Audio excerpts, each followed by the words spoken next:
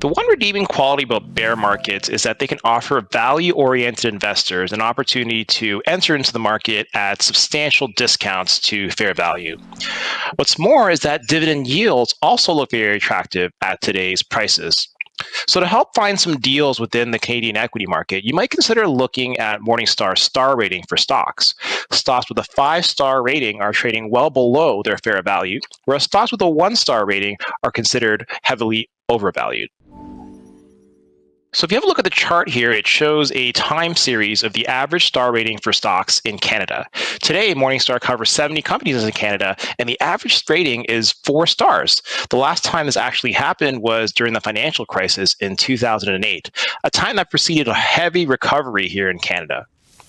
To be clear, we're not implying that this market correction is over, and very few investors can predict that with certainty. However, we do believe that the impact of the coronavirus on global GDP will be nominal in the long run, and the current depressed valuations provide investors a great opportunity to find quality names at discounted prices.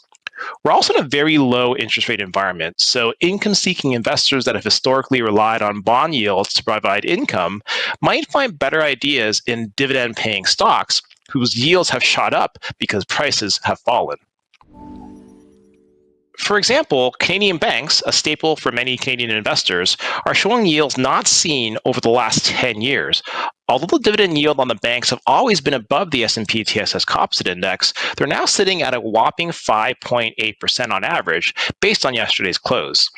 With a rather large assumption that the banks keep their dividends safe, today's yields provide a comparatively attractive entry point for dividend-seeking investors who have the patience to ride out the storm. For a few ideas on dividend-paying companies that are considered undervalued, according to Morningstar, have a look at the link at the bottom of this video. I remind investors to ensure that you use these ideas in conjunction with an unwavering focus to your overall risk tolerance as we ride out the rest of this market firestorm. For Morningstar, I'm Ian Tam.